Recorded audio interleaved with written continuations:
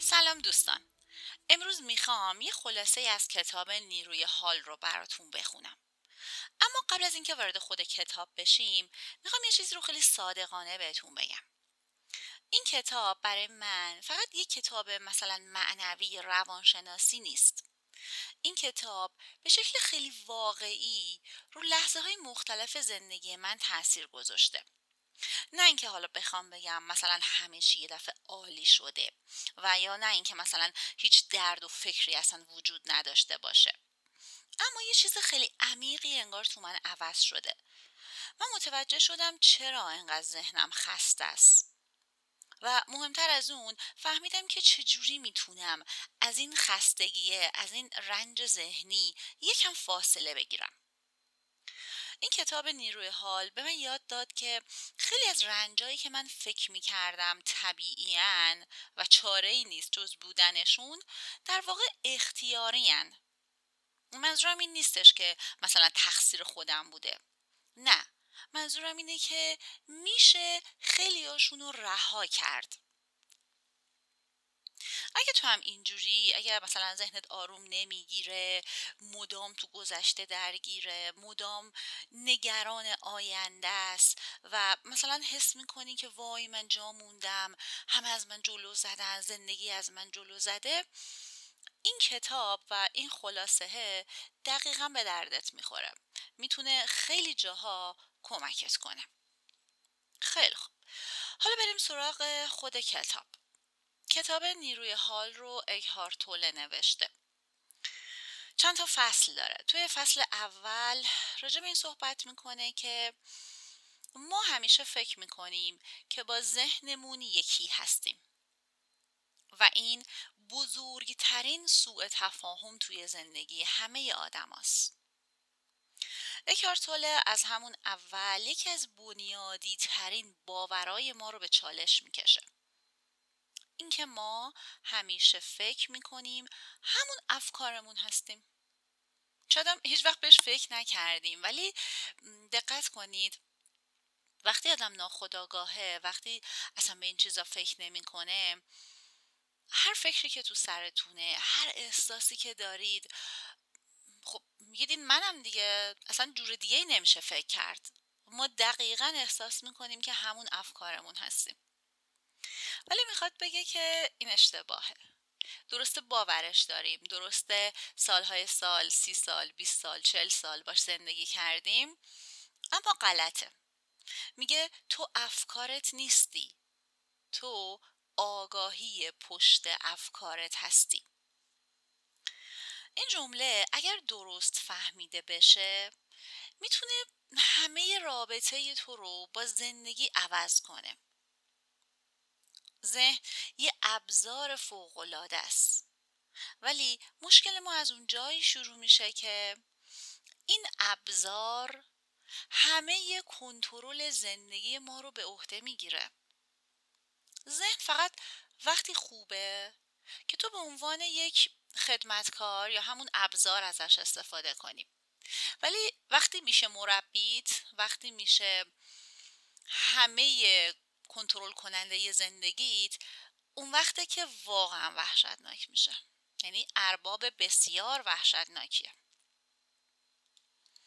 وقتی ذهنت مدام قضاوتت میکنه، مدام تو رو با این و اون مقایسه میکنه، مدام داره یا تو آینده سیر میکنه یا داره حسرت گذشته رو میخوره و تو هم فکر میکنی که این صداها، این حرفا، این قضاوت ها و مقایسه ها خود تویی، خب قاعدتا اون موقع کاملا اسیر ذهنت میشی و این خیلی زندگی دردآور و خسته کننده ایه. اما متاسفانه ما آدما انقدر برامون عادی شده این مدل زندگی، بهش عادت کردیم که اصلا فکر نمی کنیم که جور دیگه ای هم بشه نگاه کرد، جور دیگه ای هم بشه زندگی کرد. راستش من خودم اولین باری که تقریبا 4 سال پیش این کتاب رو خوندم، فقط خوندم و عبور کردم. به نظرم اینجوری بود که چقدر جالب، چقدر خوبه، ولی اصلا معنای عمیقش رو درک نکردم.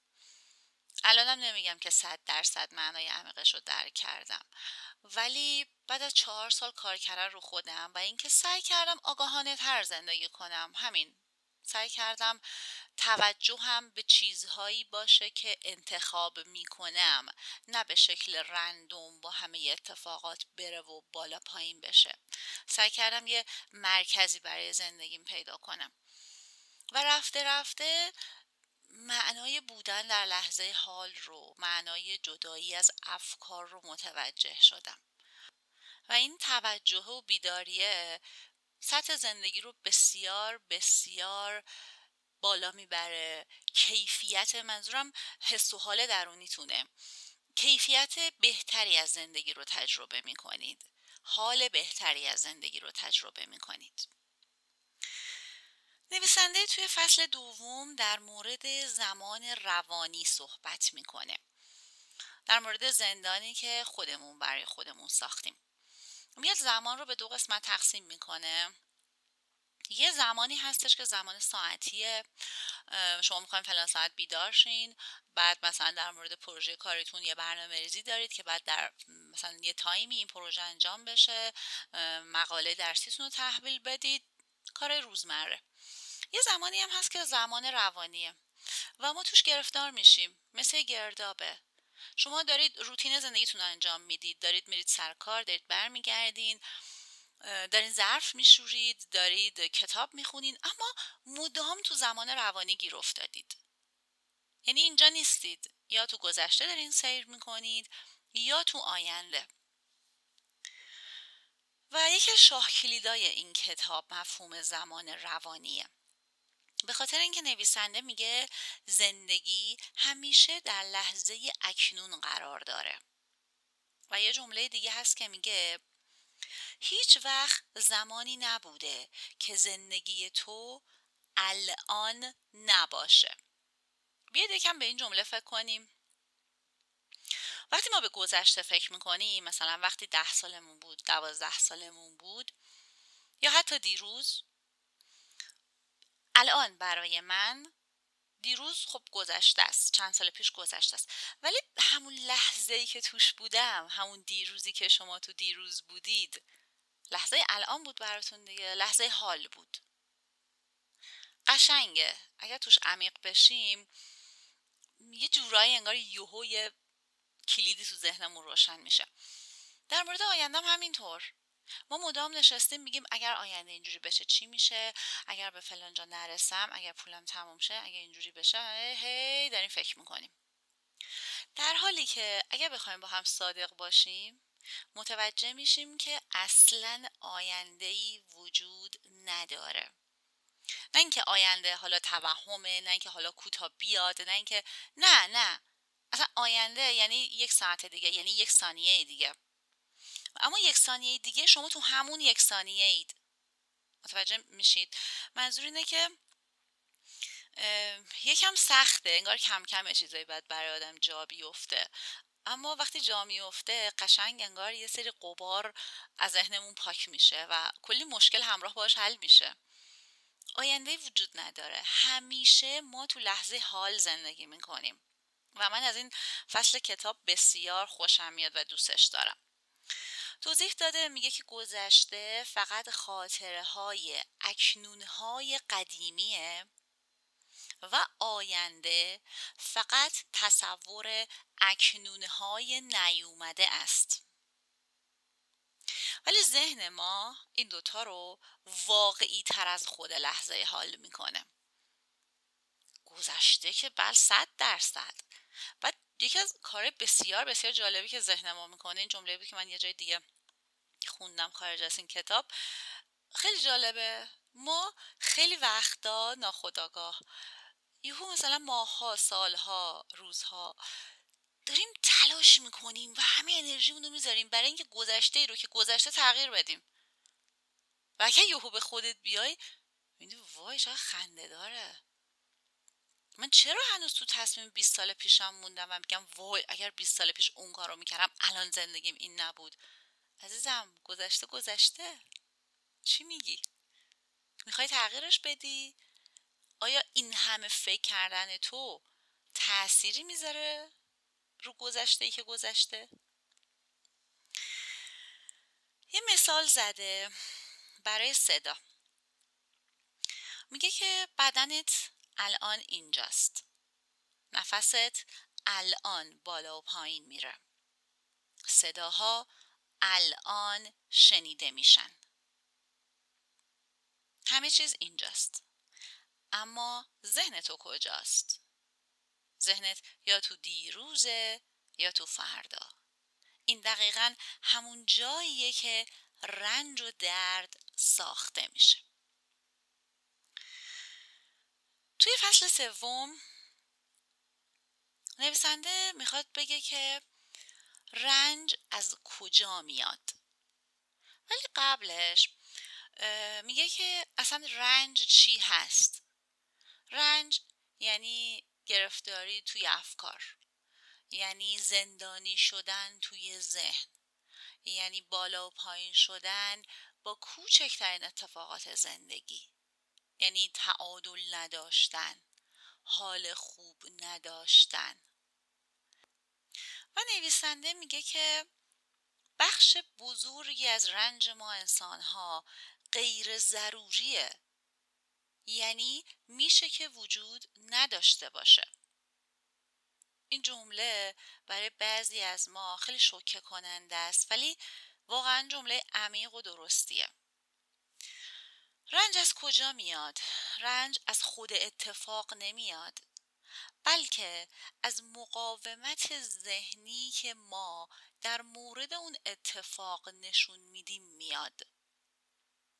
در مورد خیلی از اتفاقات مقاومت ذهنی ما باعث میشه اون اتفاق خیلی بزرگتر و خیلی وحشتناکتر از اون چیزی که هست جلوه کنه. به طور مثال یه اتفاق بدی میفته، مثلا زنگ میزنن میگن که بچه‌تون، برادرتون، خواهرتون، هر کسی از نزدیکانتون تصادف کرده، الان بردنش بیمارستان، پاشیم بریم بیمارستان. مقاومت ذهنی. گوشی رو میندازیم، جیغ و داد و هوا رو شکایت. این اتفاق نباید بر من میافتاد، اصلا چرا الان این اتفاق افتاد، اصلا الان موقعش نبود، من فردا نامزدیمه، من اصلا نباید الان همه بدبختی رو تحمل کنم، چرا دنیا با من این کار رو میکنه، چرا همه چی با من سر لج داره. و میگم مقاومت درونی باعث میشه کلی حس منفی اضافی به اضافه اون حس بد اولیه بهمون دست بده.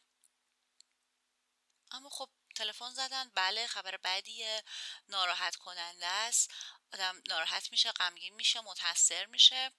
خب ولی خب این اتفاق الان افتاده دیگه، میتونم کاری کنم که نیفته؟ خیر. مقاومت در برابر چیزی که هست چه فایده ای داره؟ میپذیرم بله این اتفاق افتاده، الان بهترین کاری که باید انجام بدم چیه؟ برم بیمارستان، هر کاری که لازم از دستم برمیاد رو باید انجام بدم. قطعا ناراحت میشیم، قطعا انسانیم، اما میتونیم دیگه اگزاجره نکنیم، میتونیم دیگه حسای منفی بد و چراهای علکی رو به داستان اضافه نکنیم. این نباید هایی که ما میگیم، این مقاومت هایی که میکنیم در برابر اتفاقات زندگی، تبدیل میشن به یه رنج دائمی، به یه رنج همیشگی. توی فصل بعدی اکهارت توله راجع به یک مفهومی توضیح میده به نام دردمندی بدن یا پین بادی که یکی از خاص‌ترین بخشای کتابه و یه نکته جالبی رو به همون یادآوری میکنه. این دردمندی بدن یعنی انرژی احساسی ذخیره شده رنج‌های قدیمیمون که هی کوچولو کوچولو با اتفاقاتی که افتاده و رهاشون نکردیم توی بدن ما ذخیره شدن و منتظر یه تلنگرن برای اینکه رها بشن، که البته تو بعضی از آدما وضع بدتر متاسفانه و حتی منتظر تلنگر نیستن. این دردمندی بدن دائما وجود داره و ما میتونیم اینو تو آدمایی که همیشه ناراحتن، همیشه عصبانی و پرخاشگرن ببینیم. ولی تو بعضی از آدمای دیگه اینطوریه که با یه تلنگر، با یه حرفی که از یکی میشنون، عکس العمل یه نفر، یهو این دردمندی بدن از حالت بالقوه به حالت بالفعل تبدیل میشه و ما این رو میتونیم ببینیم تو بدنمون. و این دردمندی باعث میشه که احساس بد و افکار بدی به وجود بیاد. اون افکار بد مدام باعث افزایش این دردمندی و حس بد میشه و این چرخه به شکل بیپایانی ادامه پیدا میکنه. یعنی افکار تو احساسات بد تو رو تقویت میکنند، احساسات بد تو افکار تو رو تقویت میکنن. یکی یه جمله‌ای میگه که به تو بر میخوره به دلیل یه رنجی که از قبل تو بدنت وجود داشته. اون حس بده، مثلا حس تحقیر، مثلا حس نداشتن اعتماد به نفس، حس فقیر بودن، حس آدم خوبی نبودن، حس این که من زیبا نیستم یا حسای مختلفی از این قبیل میاد رو. بعد میشینه با خودت فکر میکنی آره دیگه اینم اینو گفت دیگه، پس نکنه واقعا اینجوریه. بعد میری جلو آینه خودتو نگاه میکنی میگی آره دیگه زشتم دیگه، ببین دماغم هم اینجوریه. بعد حسای بد احساس میکنیم. وقتی بشینمش تمرکز کنی میبینی که مثلا بعضی از عضلات دیهو گرفته میشن ناخودآگاه، مثلا فک تو داری فشار میدی. بعد این باعث حسای بدتری میشه. آره اون روزم رفتم تو اون مهمونی مثلا اونجوری شده، این حس بد افکار بد، حس بد افکار بد و این چرخه مدام ادامه داره. ما میتونیم ساعتها، روزها و حتی ماهها، کم و بیش اکثرمون این تجربه رو داشتیم، بعد از یه تلفن، بعد از دیدن یه صحنه توی فیلم یا یه اتفاقی، یهو یه حس بد میاد بالا، پشت سرش افکار بد، این چرخه تکرار میشه و اگر آگاه زندگی نکنی به خودت میگی از جمعه پیش تا حالا من چقدر حالم بده، چقدر انرژی ندارم، چقدر این چند روز افسردم. بعد میاد میگه که خب حالا ما متوجه شدیم که دوچار دردمندی بدن شدیم و این دردمندی بدن الان توی ما فعال شده. حالا چی کارش کنم؟ اگر بخوام نادیدش بگیرم خب بدتر میشه. تنها راهش اینه که ببینمش، بشینم بگم من الان همچین حسی دارم، حس میکنم که مثلا آدم زشتی هستم. اوکی، دارم میبینم این درد و توی بدنم دارم میبینم. نه باهاش میجنگم، نه سرکوبش میکنم، نه میخوام ازش فرار کنم. کافی آروم بشینی، ببینی که وجود داره، همون عدم مقاومتی که قبلا گفت، و واقعا میتونی معجزه رو ببینی. برای خود من بارها تکرار شده. فقط کافیه بتونی از پس ذهن شلوغ پرخاشگر افسار گسیختت در اون لحظات بر بیای، بگی اوکی باشه داری میگی، منم این حسو دارم، این افکارم خیلی زیاده، اصلا 100% درسته، اصلا همینه، اصلا مثلا من آدم ترسویم، آره من این عیبو دارم، باشه اوکی. اما میخوام بشینم ببینم. وقتی تماشاش میکنی، وقتی میپذیریش، وقتی با یک آگاهی از بیرون نگاه میکنی که این حس الان در این بدن وجود داره، اما من افکارم، احساساتم نیستم، من فضاییم که این افکار و احساسات توش اتفاق میفته. شاید بعضی از این جمله ها برای کسایی که خیلی تازه دارن این مطالب رو گوش میدن عجیب و غریب باشه، اما فقط بشنوینشون، یه زمانی یه جایی حسشون میکنید. بله، دردمندی بدن با پذیرش آروم آروم تسلیم میشه و از بدن و فکر و حس شما خارج میشه. توی فصل بعدی اکهارت توله راجع به این صحبت میکنه که مشاهده‌گر باشید.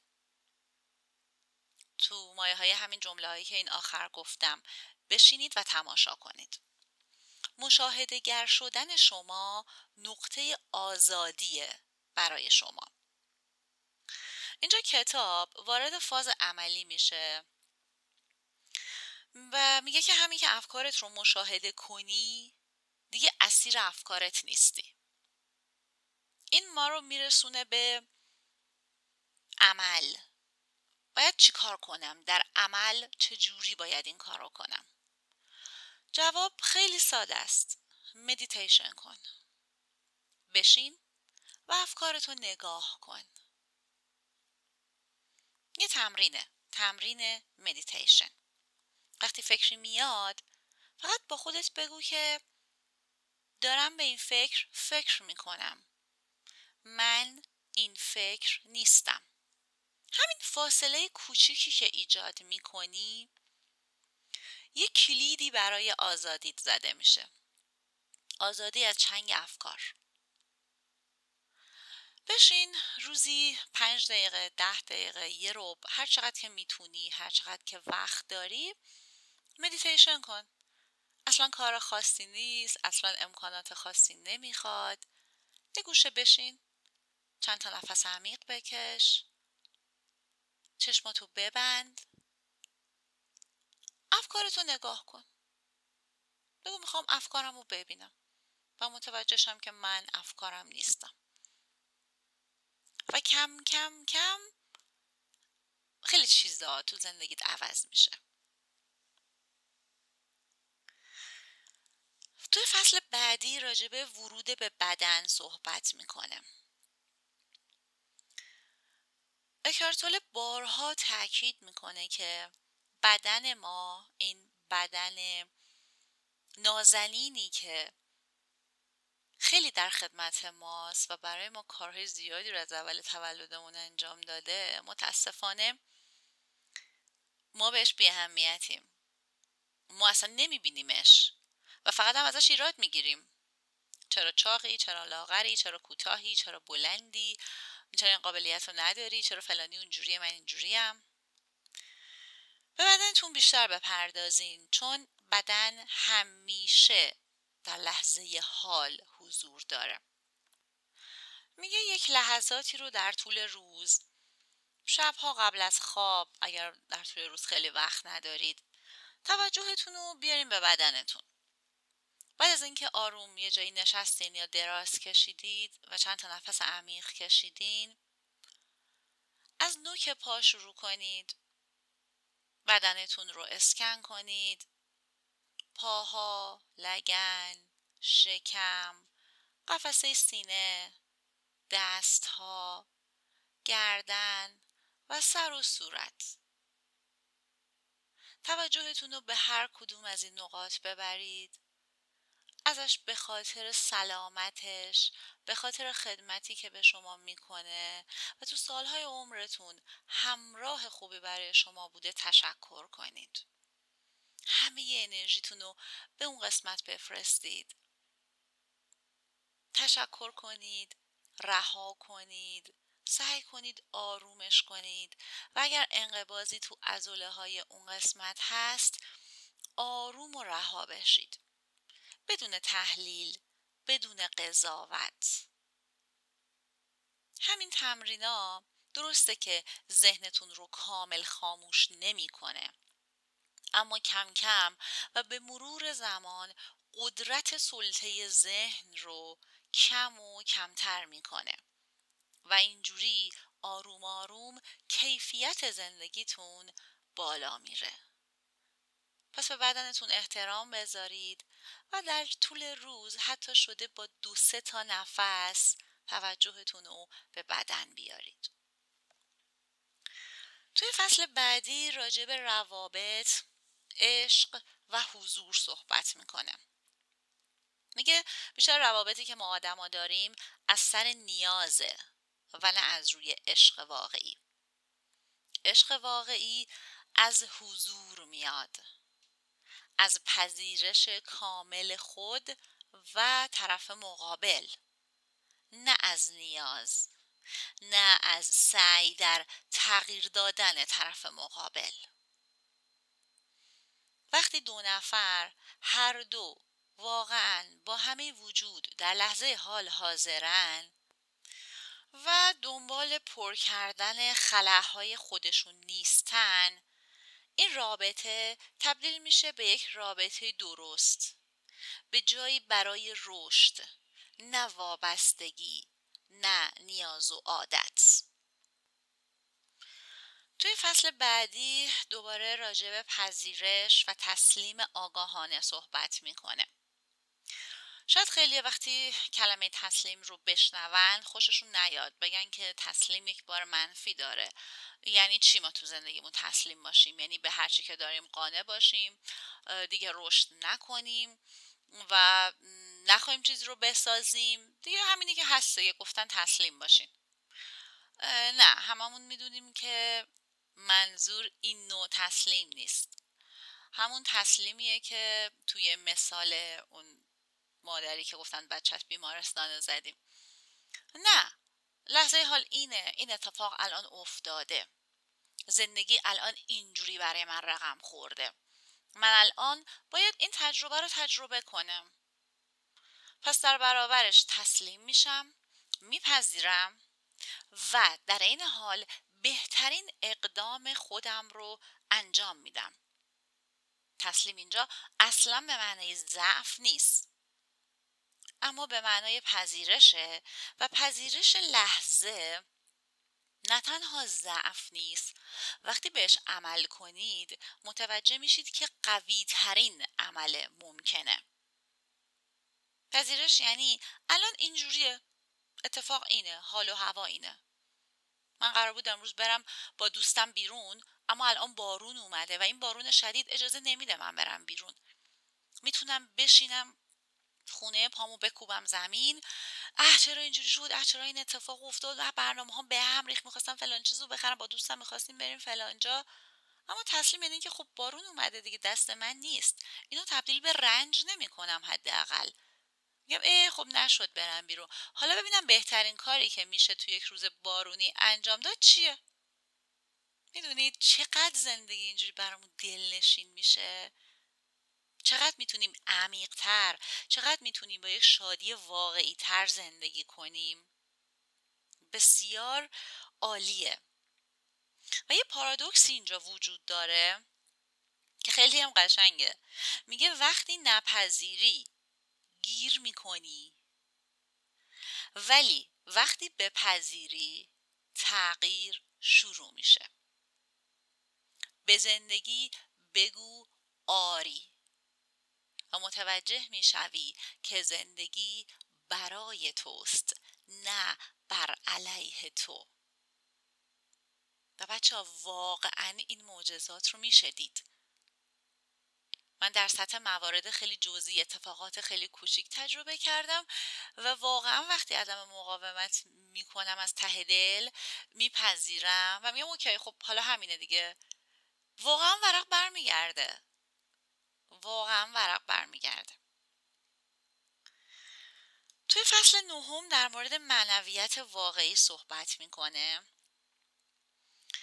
میگه که از زندگی فرار نمی کنیم، با زندگی زندگی می کنیم. اصلا معنای نیروی حال این نیست که ما از دنیا ببریم. اتفاقا درباره حضور کامل در زندگی روزمره است. وقتی داری ظرف میشوری، راه میری، چایی میخوری، یا داری چیز رو گوش میدی، همه اینا میتونه برای تو به شکل یک دروازه بیداری عمل کنه. من اگه بخوام کل این کتاب رو توی جمله خلاصه کنم، میگم که زندگی تو از همین لحظه که توش قرار داری شروع میشه، نه وقتی همه چیز درست شد، نه وقتی به چیزایی که خواستی رسیدی و ذهنت ساکت شد. و نه وقتی که گذشته حل شد، بلکه همین الان. شاید بزرگترین هدیه‌ای که این کتاب برامون داره اینه که میخواد به ما یادآوری کنه که تو همین حالا هم میتونی یکم آزادتر نفس بکشی. این کتاب فوق‌العاده‌ایه.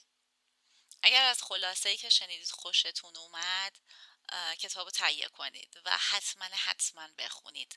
قطعا تو زندگیتون تغییرات ایجاد میکنه.